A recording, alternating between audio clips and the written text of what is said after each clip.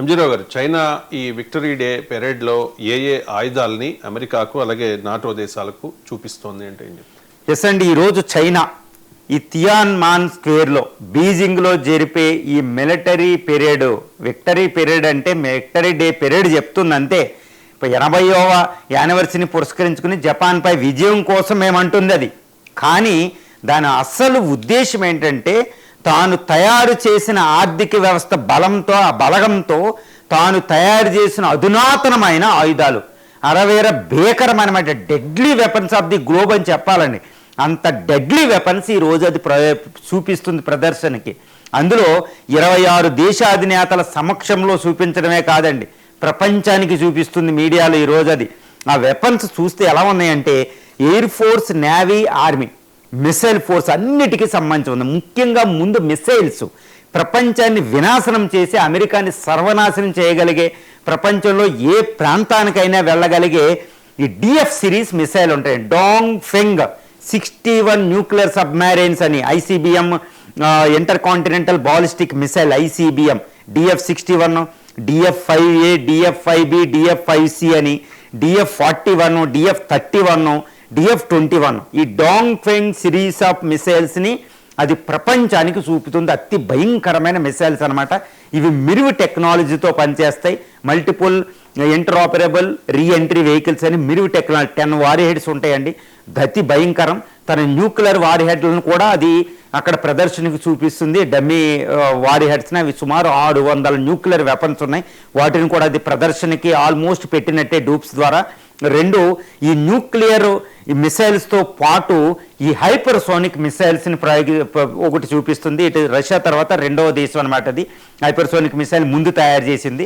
దాంతోపాటు ఎయిర్ ఫోర్స్లో అది helicopters, J-20, J-35A లాంటి 5th జనరేషన్ ఫైటర్స్ని అది చూపిస్తుంది. J-10, JF-17 లాంటి థండర్ ఫైటర్స్ని సొంతంగా స్వదేశీ పరిజ్ఞానంతో తయారు చేసుకున్న అత్యాధునిక air force 5th generation. America F-22, F-35 Raptors లాంటి ఫైటర్స్కి సమానంగా అవి ఉంటాయన్నమాట. అదేవిధంగా రష్యా Su-57తో సమానంగా ఉంటాయి. అటువంటి అధునాతన ఎయిర్ ఫోర్స్ని ఈరోజు ప్రపంచం ముందు ఆయుధ ప్రదర్శన, మిలిటరీ మజిల్ పవర్ని చూపిస్తుందన్నమాట. దాంతోపాటు నేవీలో తన ఎయిర్ క్రాఫ్ట్ క్యారియర్ని, అదేవిధంగా అండర్ వాటర్లో వెళ్ళే టార్పిడోలను చూపిస్తుంది. రష్యా పోసిడియోన్ అని ఇలా చూపించేదనమాట. ఎయిర్ క్రాఫ్ట్ క్యారియర్ని, వాటిని డమ్మీలు చూపిస్తుంది నేవీ అది ఎయిర్పోర్ట్ పెరేడ్ గ్రౌండ్లో. అతి దారుణంగా ప్రపంచాన్ని భయపెట్టడానికి అనమాట. అటు రష్యా అనే విధంగా రష్యాతో మేము సమానం, అమెరికాతో మేము సమానం, కానీ అమెరికా నువ్వు వస్తే ఇదిగో నీకు తగ్గ వెపన్స్ అని. తర్వాత అంటే ఇక్కడ ముఖ్యంగా గుర్తుంచుకోవాల్సింది ఏంటంటే మిసైల్స్ని ఎక్కువగా చూపిస్తుంది అనమాట. ఎందుకు అంత భయంకరమైన మిసైల్ చూపిస్తుందంటే అమెరికా ఎయిర్ క్రాఫ్ట్ క్యారియర్లు చాలా బలంగా ఉంటాయి. 18 ఎయిర్ క్రాఫ్ట్ క్యారియర్లు ఉంటాయండి. America air craft carrier force అంటే అది ప్రపంచానికి డెడ్లీ అనమాట. కానీ చైనా వెనకబడి ఉంటుంది అనమాట. ఈ ఎయిర్ క్రాఫ్ట్ క్యారియర్ని కొట్టాలి అంటే ఇది మిసైల్ ఫోర్స్ మీద డిపెండ్ అయి ఉంటుంది.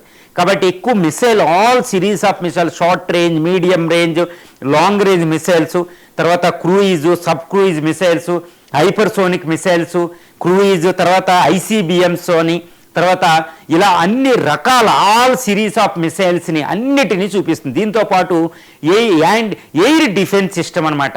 HQ-9 అని, HQ-19 అని ఎయిర్ డిఫెన్స్ సిస్టమ్ను చూపిస్తుంది.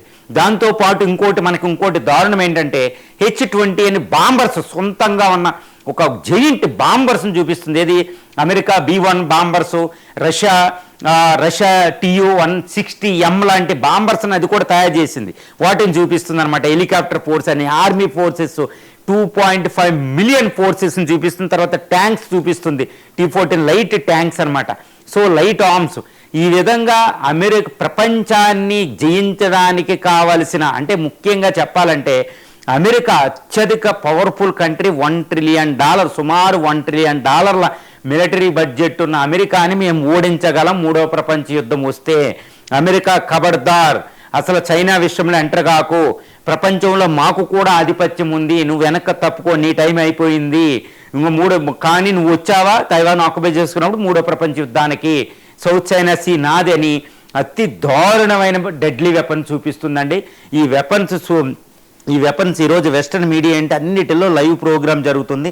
ఇది కావాలనే కమ్యూనిస్ట్ సైన్యం ఈ వీడియోలు ఈ వెపన్స్ అన్నిటినీ చాలా దారుణంగా చూపిస్తుంది. 50,000 మంది చైనా పీపుల్ యందు బూస్టింగు, ప్రపంచానికి boosting, communist CCP communist China మేము ఎంత సాధించామో చూడండి అని ప్రపంచానికి చూపిస్తుంది అనమాట.